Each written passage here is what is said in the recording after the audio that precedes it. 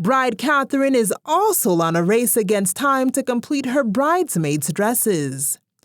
With her wedding just days away, we catch up with her at her shop to see how she's doing.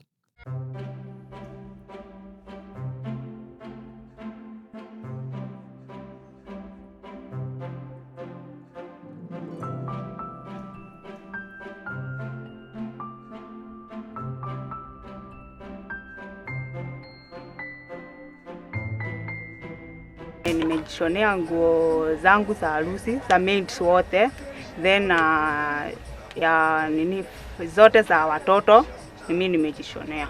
Maids ni 8 then watoto ni 5 wasita. For her maids, she has made long ocean blue dresses with off-white coats as her choice of color scheme. And no, they will not be pleated as is common with most Akorino women's dresses. Si ati ni lazima uvae pleats. Unalingana na nguo yenye unafaa. Utafaa yenyewe uvae nguo haina aibu kwa mbele ya watu. The groomsmen will be decked in navy blue suits with matching ocean blue shirts. However, for her gown, she decided not to have it locally done. Gown nilikoboa ikiwa imported. Yeah. Deeply religious and conservative, she will wear her gown with a bolero to maintain her decency. Gown venye tu wale wengine wanafaanga. Yangu tuseme yangu ni open. Ni open, but nimeshonewa kale ka nini ka bolero kadogo ya kuficha tu huko. Itakuwa tu na then hiyo nini net. In keeping with the white tradition, she will be veiled but with a twist. Wekwa tu hapa. Ataingiza hapa. And as Catherine sews her day away doing what she does best, she confesses a little something to us. Natarajia hiyo harusi yangu ikuwe poa, ikuwe smarter.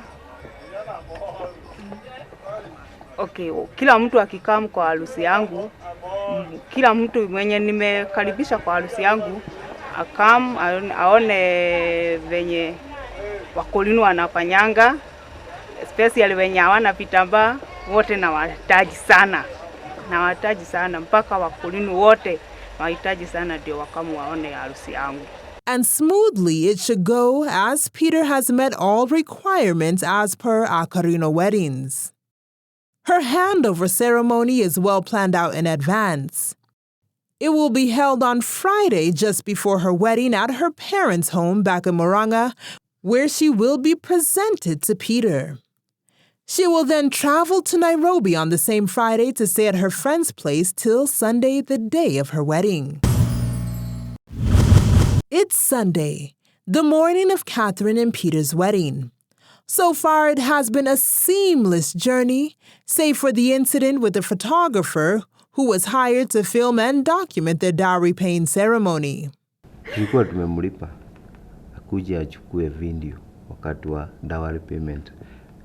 Unfortunately, saa 7 ya mchana ndio ananipigia simu, ananiuliza tutapata battery wapi na yangu imeisha. Nikamuuliza, "Sasa mimi nitashughulika na mambo ya kulipa mahali ama nitashughulika na mambo ya battery?"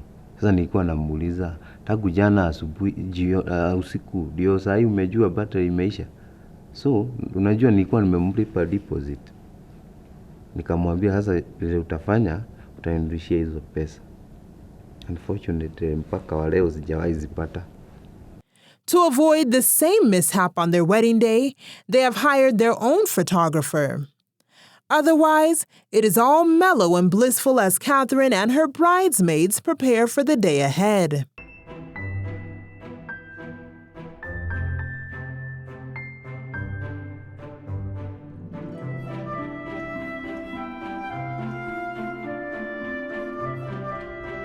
Natetemeka tu kidogo juu na nini nafuka side ingine sijaifika, lakini God is good.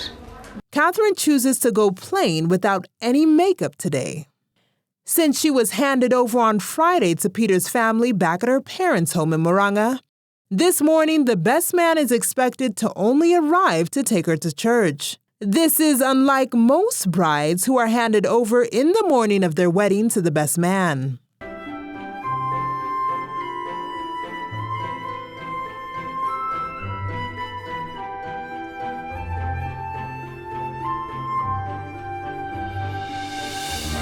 Soon, the best man and his party arrive.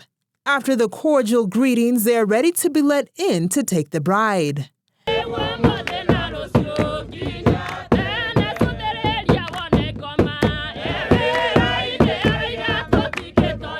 But unlike what they were expecting, there is still a barrier deterring the groom's party from entering, and a musical exchange ensues.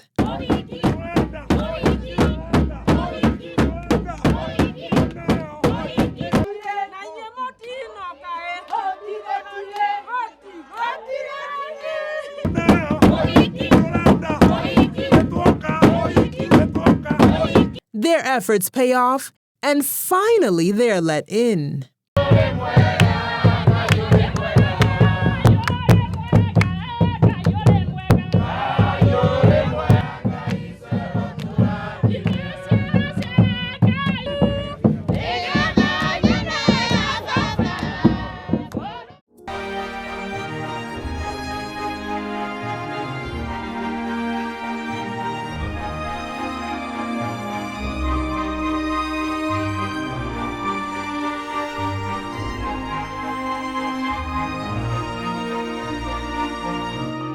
Finally, they arrive at Steamer Club, the venue for their ceremony and reception. And as the guests make their way into the venue, praise and dancing is already on inside the hall.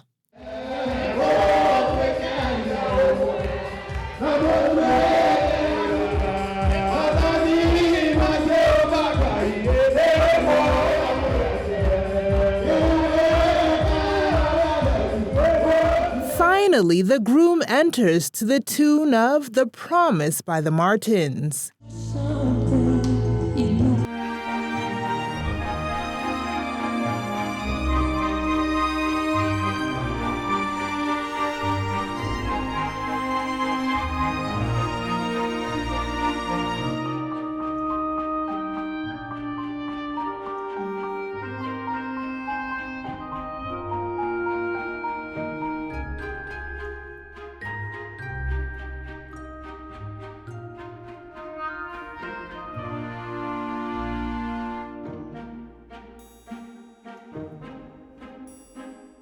The bride enters, and it's a surreal moment as she takes her seat.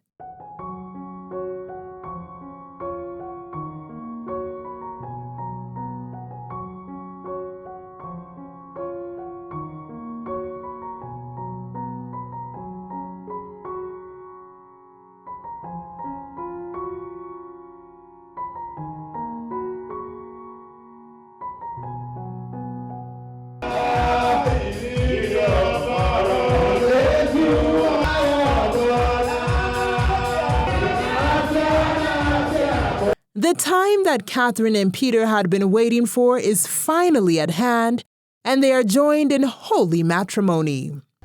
I promise to always obey you as my God-given husband, and remain faithful to you all the days of our lives.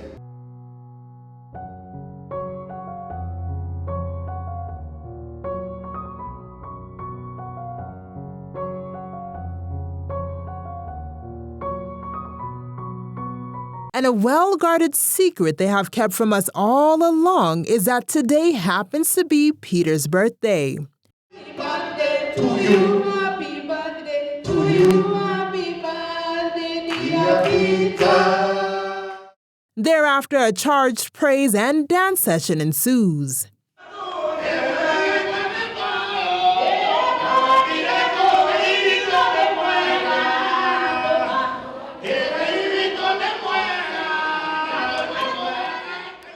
And as sure as the sun shines in the sky, another couple crosses the threshold into matrimonial bliss. Mr. and Mrs. Shege head for their photo session. Meanwhile, the caterer is all set for their guest.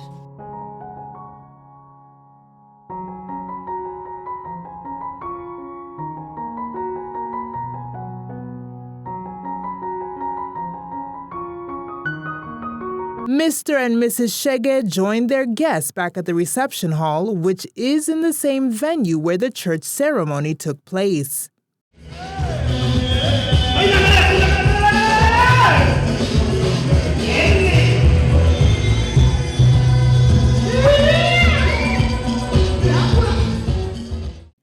The hall is set up for the reception with the high table set just for them and their best couple.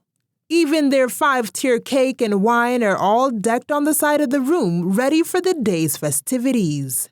Soon they are ready to receive their gifts from their family and friends, and they cannot resist to test their bed. A customary gift given in Agekoyo weddings, a sign that the bride's bed is no longer at her parents' home. The DTS dancers make good their promises to entertain at their wedding. Not to be left out, the bride and groom also decide to join their guests and enjoy every bit of the 6 minutes.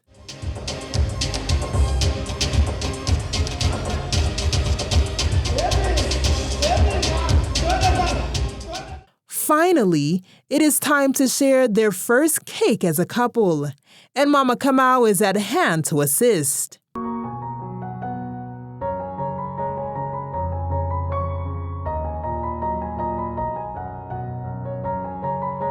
And as a toast to love, we wish them bliss as they carry the joy as the journey and the road of life together.